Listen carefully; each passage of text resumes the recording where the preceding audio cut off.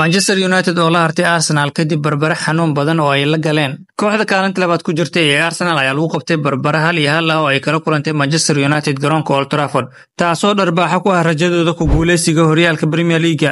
Xidiga qadka dhexe ee Arsenal Declan Rice ayaa dhaliyay goolka barbaraha qaybtii labaad ee ciyaarta, isagoo kansaleelaad xor ah oo uu dhaliyay Bruno Fernandes.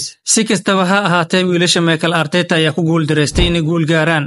Arsenal ayaa haatan 15 dhibcood ka dambaysa hogaamiyaasha Liverpool, balse waxay haystaan hal kulan oo baaqi ah, halka Manchester United ay ku jirto kaalinta 14aad iyagoo leh 34 dhibcood. Qaybtii hore ee ciyaarta ma ahayn mid soo jiidasho leh, iyadoo Arsenal ay maamuleysay kubadda balse aysan abuurin fursado badan oo halis ah. Si lama filaan ah, Fernandes ayaa hoggaanka u dhiibay United daqiiqadii u dambeeyay ee qaybta hore, isagoo si qurux badan u dhaliyay laad xor ah, iyadoo goolahay David Raya uu ku guuldareystay inuu badbaadiyo. Qaybtii labaad ayaa ahayd mid aad u xiiso badan, iyadoo labada kooxoodba ay heleen fursado dhowr ah.